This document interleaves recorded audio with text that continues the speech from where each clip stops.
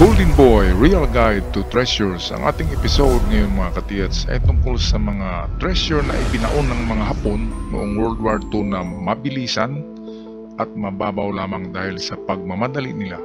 Bago tayo mag-umpisa, click nyo muna ang ating subscribers button sa mga bago pa lamang nakabisita at sa aking mga avid followers. Ako'y mag-shout out.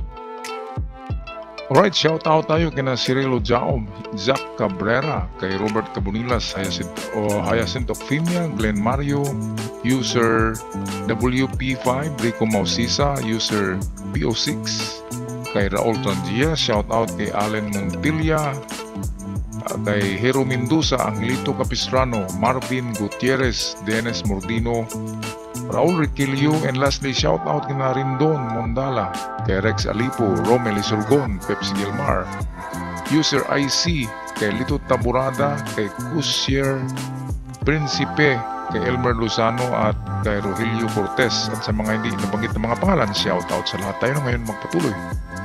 Magandang buhay mga katiyats. Ano nga ba itong tinatawag na quick deposit? Madali ang pagbaon ng mga Hapon. Bakit ganon? Dahil sa sila nagmamadali na noong 1944-1945, yun ang time na natatalo na sila, kaya alam nila na susurrender na sila. Kaya ang ginawa nila ng ibang sundalo na may daladalang mga nakulimbat ay nagbaon sila ng napakabilis, kaya tinatawag na quick deposit. Ang iba diyan ay sinuksok sa mga butas ng bato na malaki ang din tinakpan. Ang iba ay gumagamit ng rock formation. Laging tandaan, mga bato na may formation na natural, hindi yan binuhat ng Hapon kasi ang lalaki ng mga yan. Naghanap lang sila ng mga bato na katulad nito, triangular rock formation, at diyan nila nilalagay ang item sa kanilang gustong spot. Karamihan yan ay sa gitna ng tatlong triangular rock. Mababaw lang yan. Ng pagbaon nila ay nasa 2 meters lang. At sa ngayon, dahil sa kumapal ng lupa sa tagal ng panahon, nagiging 3 to 4 meters deep na itong hukayin nyo sa gitna. Kaya kung nakakita kayo ng ganitong rock formation na almost perfect triangular, ay ang unang paraan niyan ay ang paghukay ng gitna niyan at mababaw lang. Ngayon, ang pangatlo, pangalawang paraan sa paghanap dyan ay to locate the east. Kasi ang Japan ay the land of the rising sun, east.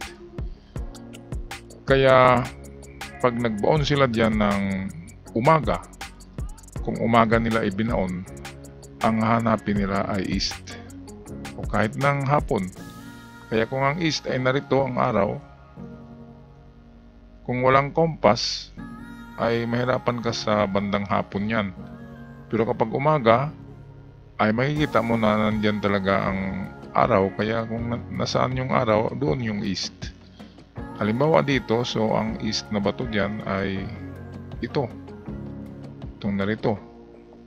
So pwedeng dito lang sa harapan ng bato na nakaharap sa east ang hukay. So yan ang pangalawang paraan at sikreto ng Hapon sa triangular rock formation. Laging tandaan, ang triangular rock formation ay hindi nabubuhat dahil gawa yan ng nature at yan ay nakabaon. Malaki ang nasa ilalim ng lupa niyan, nagaganyan yan, parang iceberg. Kaya hindi yan nabubuhat, hindi natitinag. Kaya magandang marker for treasures. Quick deposit. Madali yan ang pagbaon. Ito yung pangalawa, yung dalawa lamang na malalaki, lalo na itong mga tower. Parang mga twin peak rock. Kapag ganyan ang nakita niyo mga katiyats, yung parang kambal na mga bato, ganun din ang paghanap ng item niyan. Tingnan lang ang espasyo sa gitna niyan. Halimbawa, ito yung space niyan.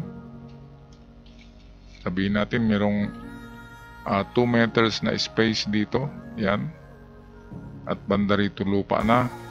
Okay, ito yung hukayin. Ito na portion. Sa pagitan ng dalawa. Ganon din dahil quick deposit, mababaw lang ang pagkabaon.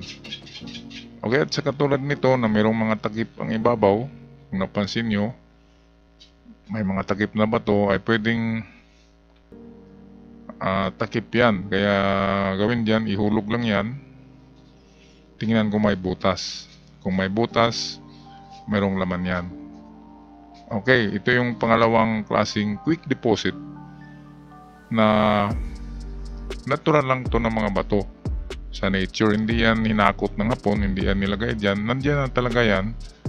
Ang ginawa nila ay naghahanap sila ng mga bato na madali nilang matandaan na hindi rin nabubuhat ng tao. Kaya kagaya nito sa tuktok ng bundok, kapag mayroong ganyan, diyan sila nagbabaon mismo sa pagitan ng dalawang bato. At quick deposit pa rin yan dahil mabilis, madalian ang pagbaon. So ang item, expected 2 to 3 or sa ngayon ay 4 meters down below ang lalim niya. Napakaganda nitong mga quick deposit. Okay, ito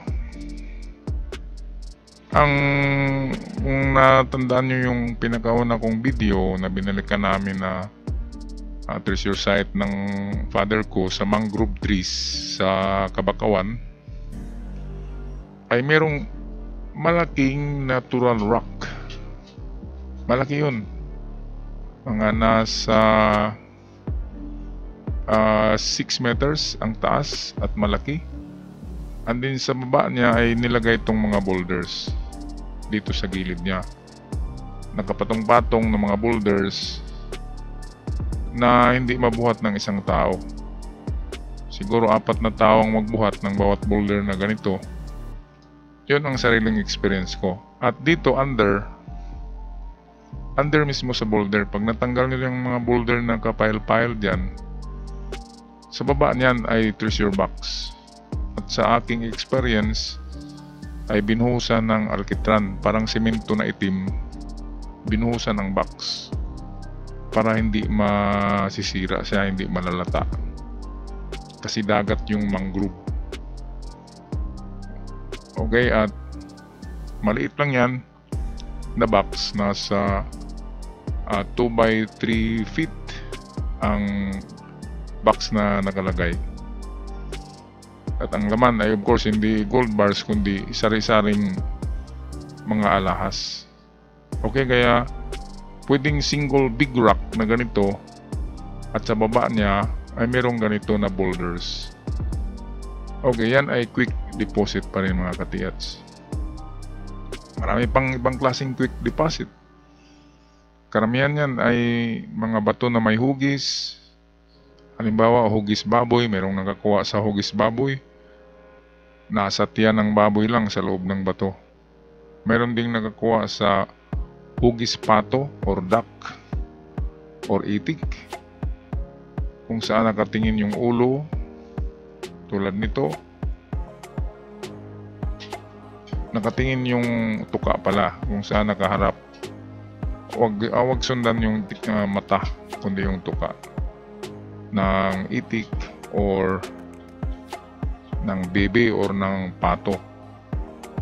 At doon mismo quick deposit din sa harapan ng hugis pato na bato. At marami pa mga katiyats na mga quick deposit. Itong pinakita ko lang sa inyo, ito, 2 tower na bato, twin peak, twin rocks. Quick deposit yan, lalo na itong triangulong bato, quick deposit at mababaw. Kaya yan lang ating mga tandaan mga katiyats. Kapag meron tayong nakitang ganyan sa bundok, pwede kaagad natin i-test. Ang gitna niyan, test dig kaagad, 2 meters deep. At sigurado ako sa 4 na i-try nyo na ganyan or 5, meron kayong makuhang item. Basta't nasa kabundukan lang. Okay, so ako'y magpaalam ng mga katiyats hanggang sa muli. Dito lamang tayo sa Gagulin Boy Real Guide to Treasures. Ingat kayong lahat. Paalam!